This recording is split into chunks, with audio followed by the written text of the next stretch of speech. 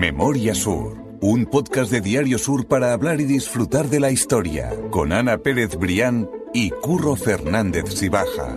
Espacio patrocinado por Cajamar, banca cooperativa.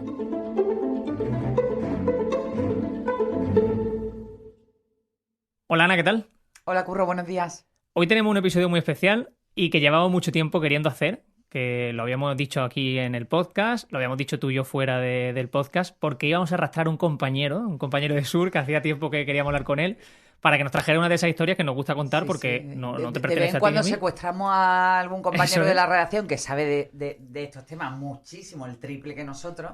Así lo hicimos con Jesús Hinojosa, con el que hicimos 2 capítulos de La Catedral, que por cierto tendríamos que volver a llamarlo porque está de nuevo Sí. de actualidad por el tema del tejado. Lo hicimos con Regina Sotorrío, que nos contó la fantástica historia de Rita Luna, que es la única mujer que aparece representada en los lunetos del Salón de los Espejos del Ayuntamiento de Málaga. Y hoy tenemos al gran Ignacio Lillo, que bueno, es el especialista que tenemos en el periódico, que lo sabe todo de infraestructura, de medio ambiente, de grandes obras y que viene a contarnos un tema que, como tú dices, que teníamos muchísimas ganas porque es una ganancia que ha tenido la provincia de Málaga. Ya la teníamos, ya la disfrutamos, pero indudablemente a veces las etiquetas son importantes y la etiqueta de Parque Nacional para el Parque de Sierra de las Nieves es fabulosa. Y no solo por eso, Curro, sino porque es que tiene una historia alucinante que vamos a ver hoy.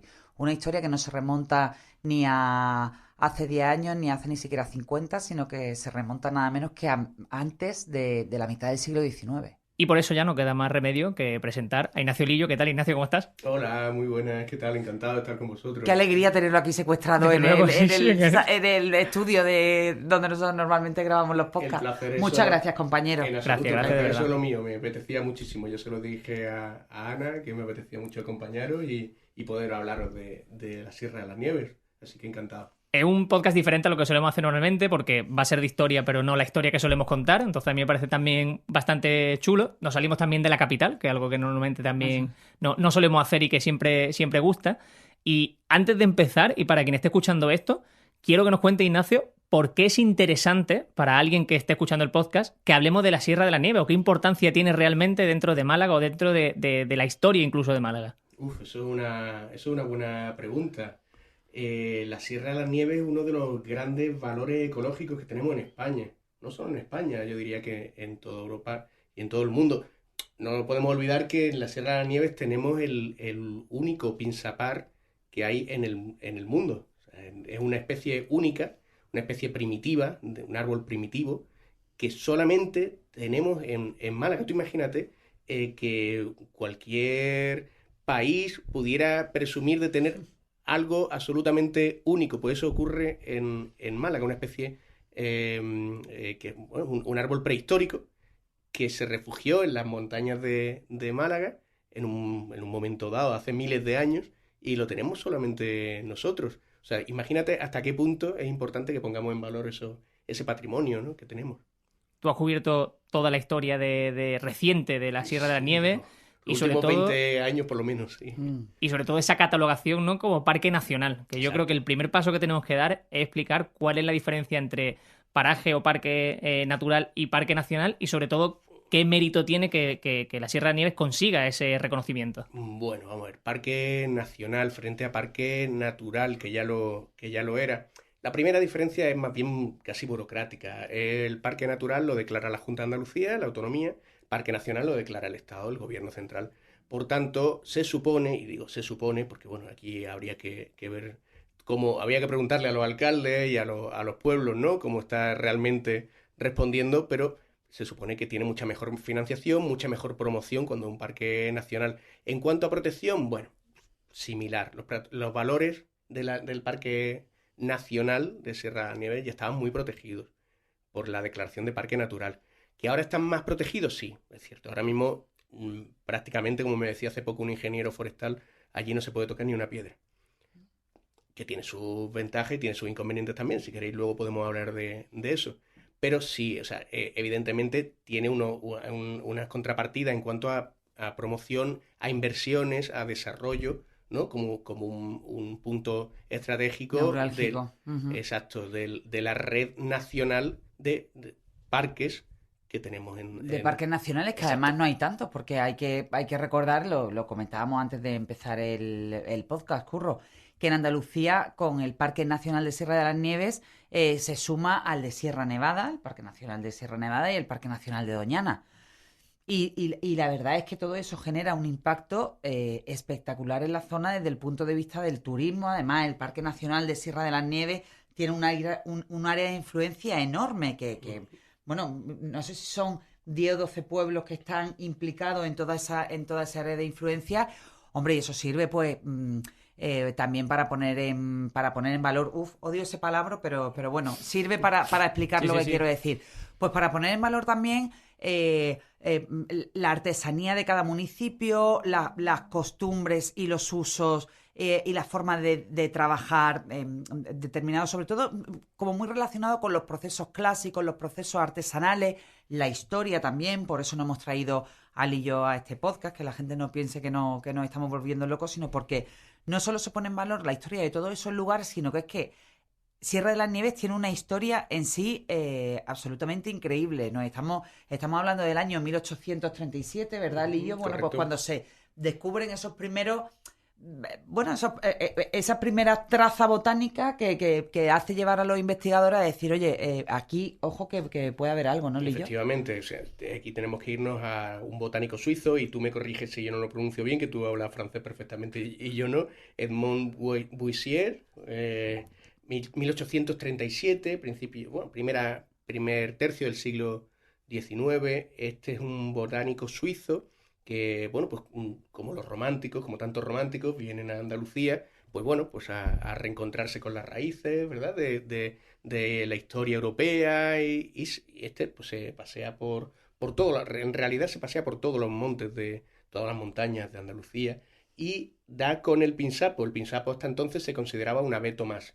Un abeto, pues como tenemos un montón de especies de abetos europeas, sobre todo en el norte de Europa, que bueno, pues es un árbol que en principio pues no llamaba más la atención, hasta que él descubre que esto no es un abeto más, esto es un abeto diferente, un abeto primitivo, y lo cataloga como Abies pinsapo. Abies, abeto, pinsapo, le da ese nombre. Bueno, ese nombre era realmente el nombre que recibía allí en los pueblos del entorno de la Sierra de las Nieves, y él lo latiniza, ¿no?, para darle su nombre científico. Por tanto, fíjate que estamos hablando del siglo XIX, principios del siglo XIX, descubrimos que tenemos una especie absolutamente única en Málaga, y desde entonces, claro, todos los pupilos de Boissier vienen a la Sierra de las Nieves y empiezan a investigar sobre el pinsapo y a categorizarlo. Bueno, luego se han hecho ya estudios genéticos y demás, se han troncado con otras especies de otros del norte de África, se ha descubierto luego que no era el mismo, en fin, esto tiene una... Sí, porque una siempre historia se ha dicho larguísima. que el pinsapo era de Sierra de la Nieve y del norte de África. Sí, son especies Pero ahora diferentes. se descubre que, o sea, es decir, Genéticamente son diferentes. Vale. Exacto, sí. Entonces, bueno, pues vamos ya ya estamos metidos de lleno en la historia. La historia del Parque Nacional de la Sierra de la Nieve es muy curiosa, es la historia de una paradoja. Es la historia de una paradoja. ¿Por qué? Porque paradójicamente iba a ser el primero o uno de los primeros parques nacionales de España en ser declarados, y ha sido el último. Fíjate. ¿Vale? O sea, es la historia viva de la paradoja, ¿no? De cómo se considera ya en el siglo XIX que hay que proteger un espacio único, ¿no? Y no es hasta 200 años casi después, Claro, ¿no?, cuando no se ha conseguido. cuando conseguimos, ¿no?, ver que eso realmente es así, y llegamos a materializar la declaración en el año pasado, en el 21. O sea, Sí, del 37 al 21, no llegamos a los 200 años.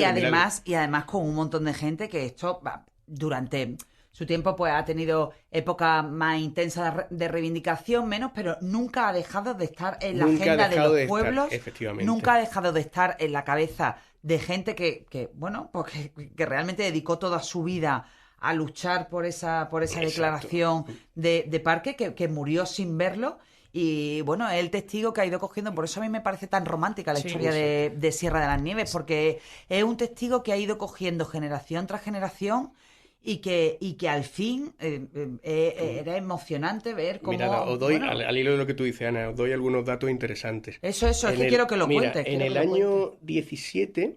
En 1917, no 2017, ¿vale? Cuando he dicho el año 17, claro, se podía malinterpretar.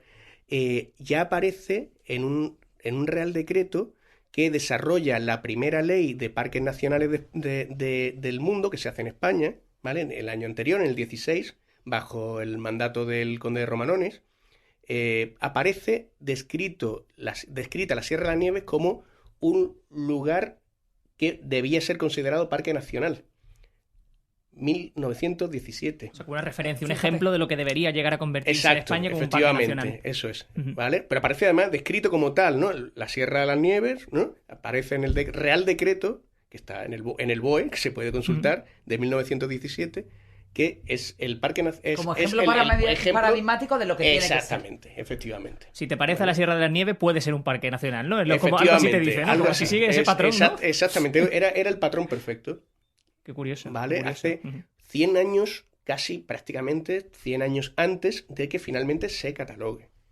Claro, ¿qué ocurre? Que es que por medio viene la guerra civil. Nos estamos yendo un poco lejos porque antes hay muchos más pasos. En el año... en la Segunda República hay varios intentos de convertirlo en parque nacional. El Ayuntamiento de Ronda llega a pedir que se declare el parque nacional en el año 34, 1934. Sí. ¿Vale? O sea, de nuevo nos vemos que prácticamente han pasado 100 años desde que se descubre el Pinsapo, 1837 1934, ¿vale? Y durante 100 años, en esos 100 años, nunca se ha perdido de vista la referencia de la sierra como un lugar que tenemos que proteger y una especie del Pinsapo que tenemos que conservar. Entonces, desde ese momento, claro, ya nos hemos situado en los albores de la guerra civil. La guerra civil lo paraliza todo. Absolutamente, como todos bien pueden, en fin, imaginar los que nos estén escuchando. Es una situación que, bueno, ahí ya no hay ni parque, ni conservación, pues bueno, os imagináis guerra y posguerra y la autarquía posterior. Bueno, pues aquello se utiliza, pues, efectos de madera, efectos ¿no? de recursos naturales, de explotación. O sea, que ello nunca pierde de vista la referencia de que son especies que hay que conservar porque la gente del entorno ha sido siempre muy respetuosa con los árboles y con el monte, pero claro, evidentemente hay que comer. El efecto, absolutamente. Lo primero es comer, ¿no? Entonces, durante la dictadura no se mueve nada. No, la dictadura, ya sabéis que precisamente con Andalucía no fue especialmente benévola. Y se abre un impasse, pues bueno, pues de todo lo que dura la dictadura, pues prácticamente, bueno, 40 y tantos años, ¿no? De dictadura. Y volvemos a hablar de los valores naturales de la Sierra de las Nieves ya en la democracia, cuando llega la democracia. Concretamente, bueno, con un periodo previo, en la década de los 80, hay mucha actividad en torno a la conservación natural. Y en el año 89 es cuando la Junta lo declara parque natural. A mí eso me parece interesante porque cuando leíamos esa noticia con la que nos ha servido para establecer el guión de este podcast y esta conversación que estamos teniendo, y que por supuesto vamos a dejar como siempre las notas del podcast para quien quiera echar un ojo y leerlo con calma porque de verdad que es muy interesante, veíamos eso, ¿no? Que en el año 89 es cuando se decreta que es un parque natural o se define como parque natural, y tú hacías un análisis en el que decías que quizás el hecho de que había tantos municipios que forman parte de esa Sierra de las Nieves que podía llegar a ser incluso un inconveniente, porque claro, no existe esa noción de la sostenibilidad o de esa protección que tenía que haber sobre la sierra, y quizás eso hace que muchos municipios no traten a la sierra o no respeten a la sierra como se debía inicialmente. Estamos hablando de esos finales de los 80, principios de los 90. Pues obviamente es que aquello era un recurso económico para mucha gente. Pastoreo, que ahora mismo no se puede pastorear, recogida de talas, leña. Todo eso abre un debate interesante. A día de hoy la sierra está hiperprotegida pero hay un elemento contra el que no somos capaces de protegerla nunca, ni lo seremos por desgracia, que es el fuego. Y hay muchas voces en el entorno forestal, rural, en los pueblos, que dicen que la sierra sí hay que conservarla, sin duda, al máximo, pero también hay que gestionarla, que la sierra no se cuida sola. La sierra es así fruto de un uso milenario de los recursos naturales, de los bosques, de los árboles, de las plantas, del ganado, de la caza, ¿vale? Y a día de hoy todo eso está prácticamente prohibido. Entonces, ¿cómo vamos a hacer si no hay cortafuegos para parar el fuego? Si Dios no lo quiera nunca, entra un incendio forestal en la Sierra de las Nieves. Bueno, que eso sería... Claro, además teniendo en cuenta que... absolutamente devastador. Os cuento una anécdota que igual los que nos escuchan no lo saben. Los pinsapos cuando arden explotan. Anda, eso no lo sabía. Sí, un ¿Eso árbol... no sabes por qué? Porque está cargado de resina y cuando qué curioso. arde... naturalmente revienta, Ujú. explota, sí. Entonces, claro, es todavía más peligroso. ¿Ha habido ¿no? algún efecto?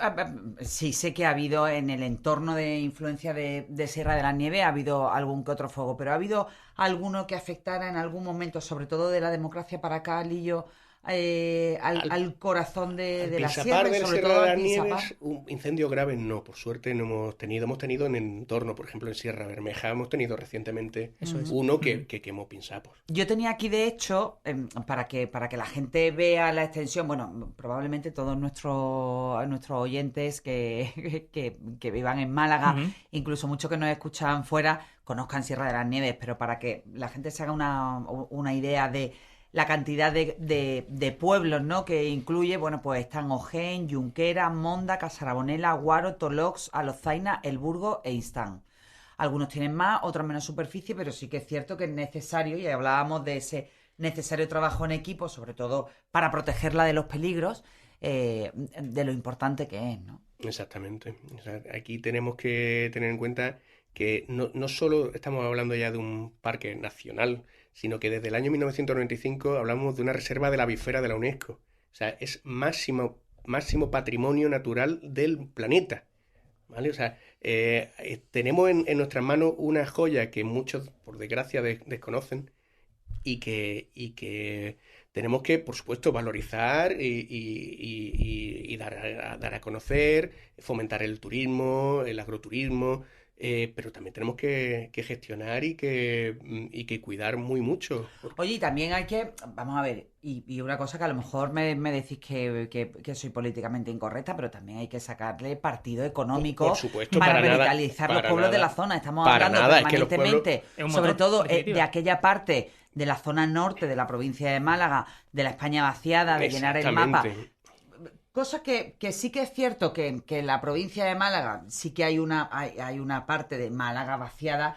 No es el drama quizás de otras comunidades, pero claro, tenemos que buscar también la rentabilidad económica, oye, para que la gente se quiera vivir en esos lugares, para que allí haga negocio, haga familia y haga vida. Hay una máxima que bueno, totalmente apoya lo que tú dices, y es que lo que vale dinero se respeta.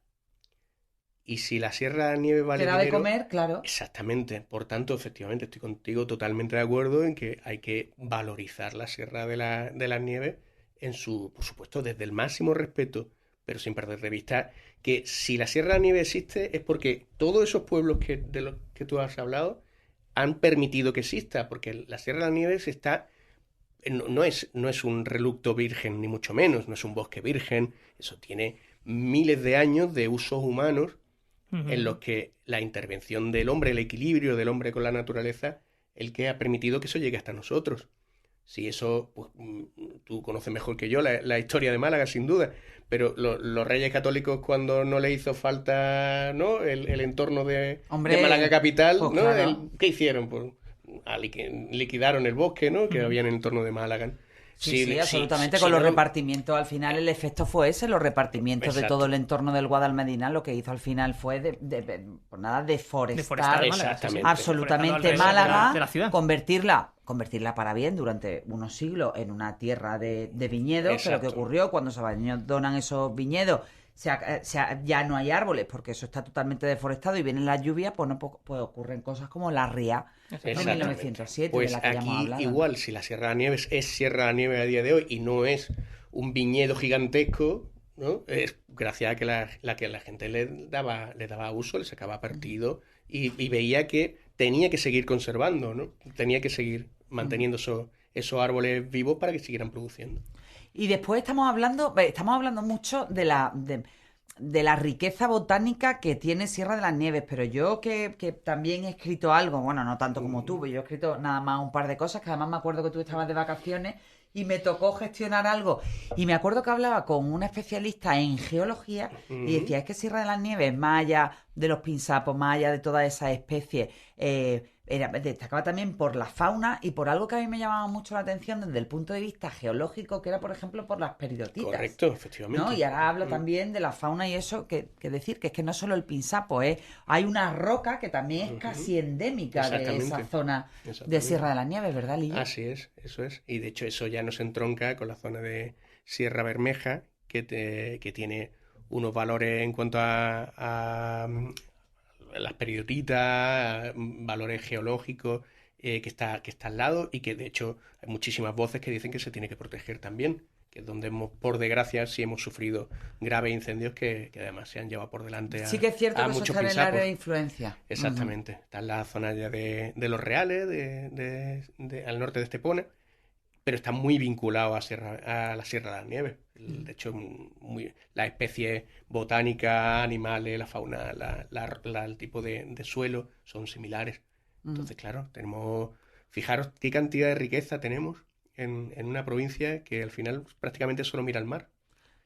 Absolutamente no, y sobre todo que es que discurre eso de la parte norte de esa comarca de Sierra de las Nieves hacia el sur, se mete casi eso en el término municipal de Estepona. A mí de todas maneras sí que también me hacían referencia cuando yo preguntaba, cuando fue sobre todo también aquella polémica de por qué no se había incluido esa parte de la sierra en el mapa y en el área de influencia del Parque Nacional, bueno, me decían que al final es una cuestión muy triste, pero que era cuestión de dinero, es decir, a más área protegida, pues más necesidad de inversión, más gasto. Mayor presupuesto, en definitiva. Claro que para sí, ello. entonces, bueno, pues también estamos hablando de una época, bueno, pues donde la situación no era la óptima, bueno, e indudablemente también por una cuestión puramente de informes botánicos, geológicos y de fauna, ¿no?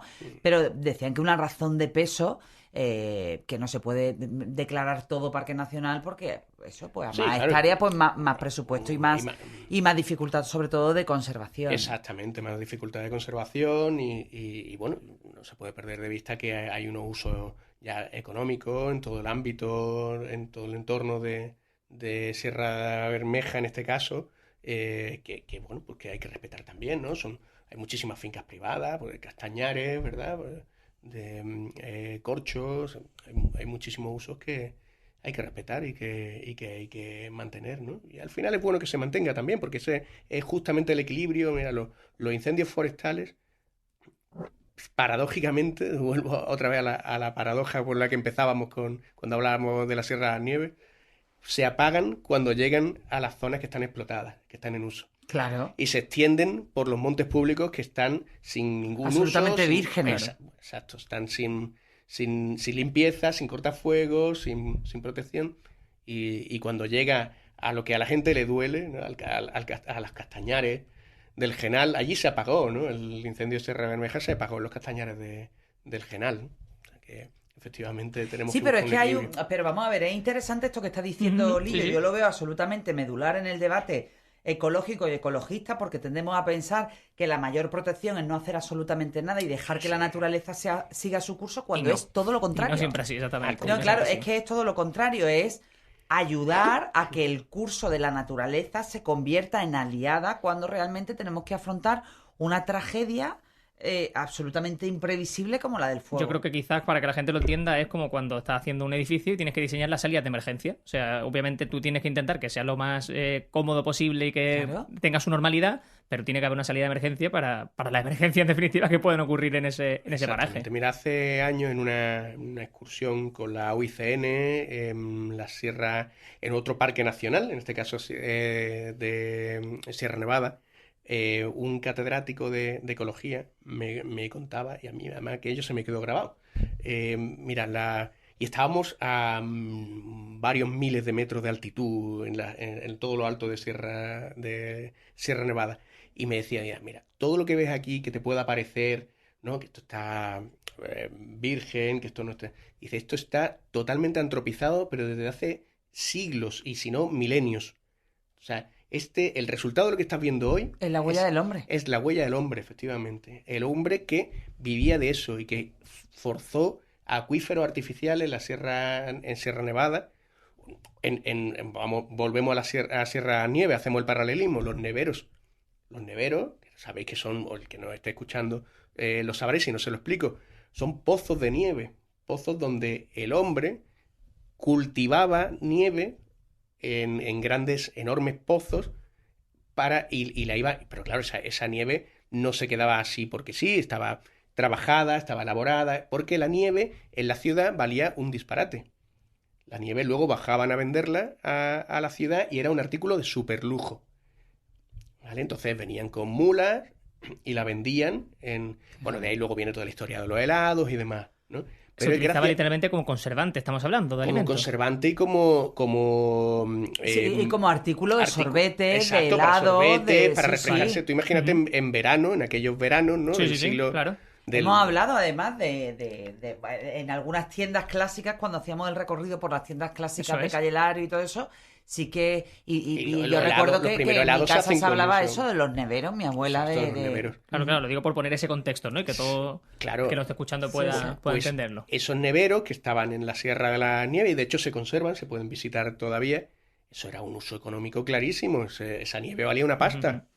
Y gracias a que estaba la Sierra de la Nieve con su ecosistema, su hábitat, sus temperaturas, podían ir a recolectar, primero a cultivar, entre comillas, o sea, porque claro, esa nieve, ya te digo, que había que elaborarla, no sé, había que prensarla, había que mantenerla, pero luego, para el verano, se subían al monte, cargaban las mulas con nieve y la bajaban a Málaga capital a venderla a la gente pudiente. Pues para eso, pues para refrescarse, para hacer sorbetes, para hacer helados, para conservar alimentos, para un montón de cosas. O sea, imaginaros, claro, que un uso racional, un uso equilibrado, un uso que da valor, lo que decíamos al principio, eso es lo que al final te da el equilibrio que ha permitido que la Sierra de la Nieve llegue hasta nuestros días. Dejadme que haga un resumen de lo que ya hemos hablado. Decíamos que en el 89 es cuando se dictamina que se ve un parque natural, es decir, que digamos que la Junta de Andalucía es a quien pertenece esa labor. Eso es. En el 95, si no me equivoco, se considera reserva de la biosfera, ¿verdad? Exacto. Y en 2021 finalmente es cuando ya se considera parque nacional, que se lo considera el gobierno. Digo, por hacer ese resumen lo nombra oficialmente. Exactamente. A mí en ese reportaje, que prácticamente es una crónica que tú haces de ese día en el que ya está a pocos días de declararse parque nacional, me gusta mucho ese arranque en el que dices que por primera vez los cuatro directores conservadores del Parque de la Sierra de las Nieves se encuentran, ¿no? Para hacer una ruta o para vivir ese momento juntos. Y a mí ese arranque me encanta y me parece muy poético porque en definitiva es la consecuencia de esos 30 años de trabajo desde que se declara por primera vez parque. Fue espectacular. Sí, es muy bonito. Es una crónica prácticamente. Sí, está contado como una crónica. Por lo que escribió Lillo, que exactamente, es maravilloso, es maravilloso. Y porque yo sé que se tiró el día entero pateándose Sierra de la Nieve, que se la conoce de arriba abajo, pero pateándosela con los cuatro conservadores.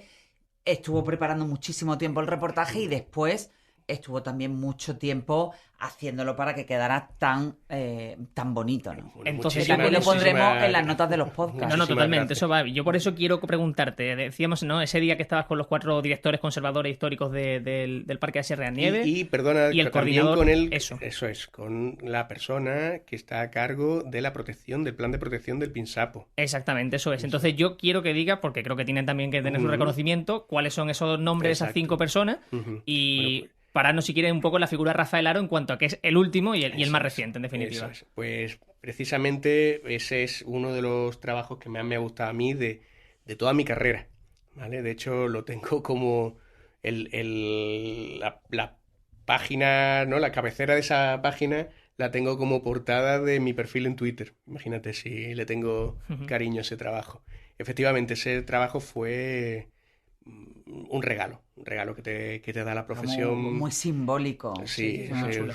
porque fue una oportunidad única de juntar, como bien habéis dicho, a los 4 directores conservadores que había tenido el parque todavía natural, todavía no estaba declarado como nacional, el parque natural, y al responsable de la conservación del pinsapo, ¿no?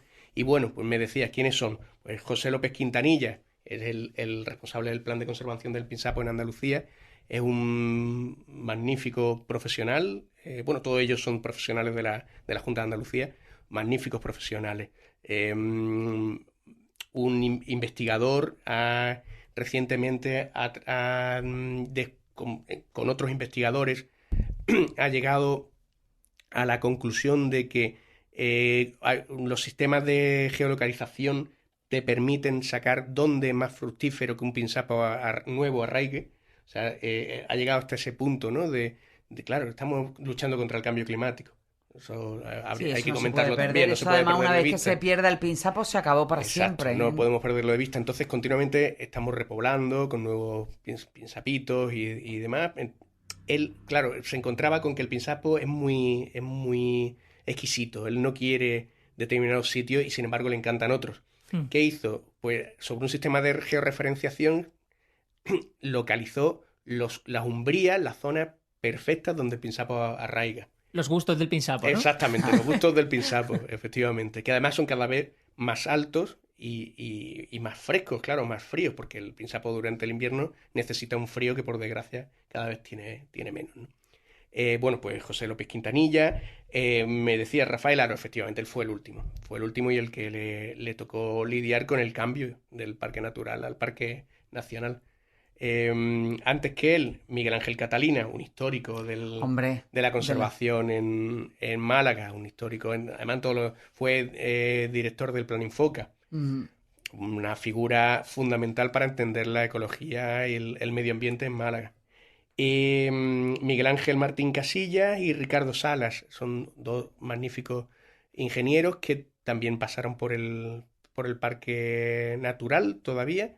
Y bueno, cada uno dejó su huella en la medida de su época. Claro, imagínate, en tantísimos años, ¿no? Pues ha habido momentos en los que apenas le hacíamos caso y otros en que aquello era el foco de atención, ¿no? Pero bueno, todos ellos son unos profesionales con una disposición alucinante a trabajar, a mejorar, a ayudar. Y bueno, pues ahora es Rafael Aro el que le toca estar al frente del Parque Nacional. Y todo importante. A mí me resultó muy emocionante y te digo que es muy simbólico el reportaje porque es que ahí ves tú cómo todo el trabajo es importante, ¿no? Y cómo todos los eslabones de la cadena, aunque tú pienses que durante la época de finales de los 80, antes de que fuera declarado Parque Natural por parte de la Junta, pues vivió una época oscura donde parece ser que nadie le hacía caso, no. Pues al final todas las etapas son hasta necesarias, ¿no? Para hoy disfrutar. Época pico y época valle. Claro. Hay momentos en los que solamente se trabaja, digamos, de puertas para adentro. O sea, conservando, reproduciendo los pinsapos, buscando ejemplares más fuertes para repoblar, un montón de labores que pasan desapercibidas. Y bueno, luego hay otras que son más mediáticas, ¿no? Pues el momento cumbre de pasar del Parque Natural al Parque Nacional, pues obviamente fue la cumbre de una carrera que hemos visto de muchos años, ¿no? A mí es que me parece interesante que hablemos de esto porque muchas veces hablamos de lo público, ya sea Ayuntamiento, Diputación, Junta, Andalucía, y sobre todo criticamos, ¿no? Hablamos y sobre todo criticamos, me refiero, y detrás hay personas, como tú estás diciendo, hay ingenieros, hay biólogos, hay muchas personas que se dejan la piel y que hacen un trabajo que merece ser reconocido, y este es un ejemplo perfecto para pararnos un poco y hablar también de eso y de la labor que hacen, que es imprescindible y que hace que hoy estemos hablando precisamente de este tema. O sea que yo creo que es muy necesario. Me encanta que lo hayas traído a colación porque desde luego se lo merecen. Se merecen este reconocimiento y este pequeño homenaje que desde aquí les podemos... Sí, yo creo que nos ha quedado un podcast muy diferente y muy chulo, ¿no? Yo lo que quería decir simplemente es que, sabiendo que tenemos a Lillo, que es un auténtico experto, que nos recomiende ya sea una ruta, ya sea un punto en el que parar y disfrutar de esa Sierra de las Nieves, O porque yo creo que ahora también viene Navidad y puede ser una buena excusa para Hombre, pasar sí, un día además por tiene que allí. ser- Y ahora está exactamente, ¿no? muy bonito. Una buena fecha. Pues yo lo que os diría es que subáis al Tajo de la Caína. El Tajo de la Caína es quizá la ruta... Aquello está muy bien señalizado, es muy fácil, ¿vale? Hacer una ruta por allí es muy fácil. Pero si hay un sitio que a mí me ha marcado, desde luego el Tajo de la Caína. Tiene unas vistas sobre... Prácticamente te llega la vista... Prácticamente no, te llega la vista al mar desde tan alto, con los pinzapares a tu alrededor, con el propio Tajo, que es un cortado escabroso. Es un sitio mágico. Es un lugar absolutamente mágico al que os recomiendo que vayáis. Qué bueno, Bueno, pues nada. estas navidades, igual con un poco de frío, pero No abrigamos. Bueno, no, nada, el abrigáis frío no da bien, ponéis miedo. buenas Yo prefiero botas. el frío que el calor, Sí, además. yo también. Eso también. es.